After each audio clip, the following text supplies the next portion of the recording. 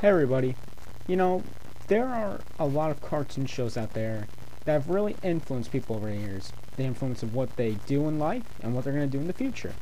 However, over time, our favorite shows that we've grown up with and loved end up getting canceled or just taken off the air completely. So, I'm here today to bring you to, well, at least show you my personal favorite cartoon shows that have really influenced who I am today, but unfortunately couldn't last times, and so they were canceled or had a series finale. This is my top 10 shows that I miss. But before I begin this, I would just like to say that, of course, if I'm doing a list with the top 10 shows that I like, I'm obviously going to have to use some of the theme songs for the music. But unfortunately, I could not find them all. It was really hard to find most of the theme songs, and I'm sorry if you see your favorite show come on, oh my god, I remember that show, but you don't hear the theme song because it was so really good. But I'm sorry, I couldn't find the theme music. So with that, I give you my personal list of the top 10 shows that I missed. So I'll say goodbye again. So I'll say goodbye again.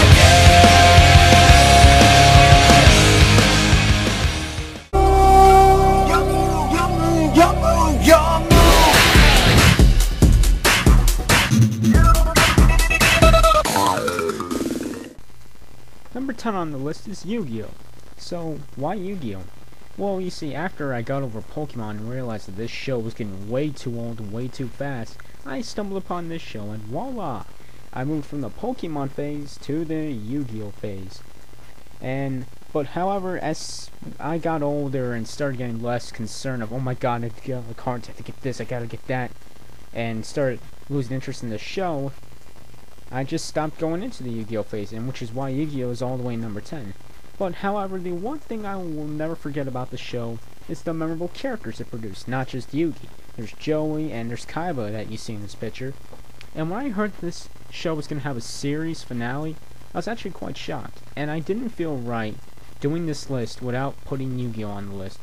So with that, I salute Yu-Gi-Oh! For being a pretty decent show and being number 10 on this list. Number 9 on this list is Hey Arnold. Now, Hey Arnold was probably one of Nickelodeon's most watched shows back then. I mean, every kid I knew back then used to watch this show. Why? Because it was funny, and because a lot of characters remind us of ourselves. Well, all except Arnold, of course. I mean, think about it. What 4th grader out there will actually give advice to people who have problems? There might be someone out there like that. But either way, I'll always remember Hey Arnold for being memorable, and also for being number 9 on this list.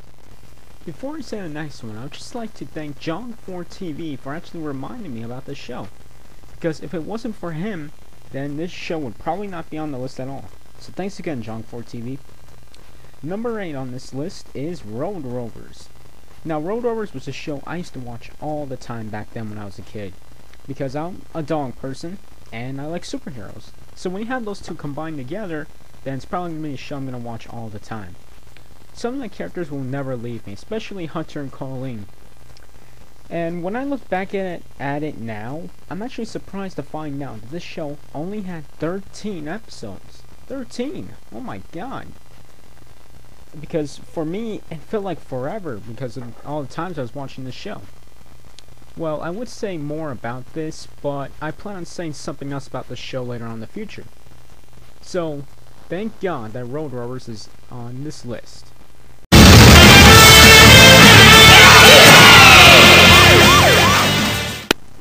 Number 7 on this list is El Tigre. Now, I believe that El Tigre is probably one of Nickelodeon's last great cartoon shows. Because of its memorable characters, but also for its unusual plot. You see, El Tigre is not a hero. You see, his father is a superhero and he wants him to be a superhero, but his grandfather is a supervillain and he wants El Tigre to be a supervillain. So throughout the course of the show, El Tigre is always switching from being good to evil or evil to good, and it's always entertaining and fun to watch. Now, back then there was this debate going on saying that if the show was canceled or not, because not a lot of people were seeing new episodes. But that all stopped when it was officially canceled on October 2007. And I gotta say, that sucks. So with that I say, buenos noches to El Tigre. For I always remember it being one of Nickelodeon's last great original shows, and hopefully they'll learn from this show and make more original things than they are doing now.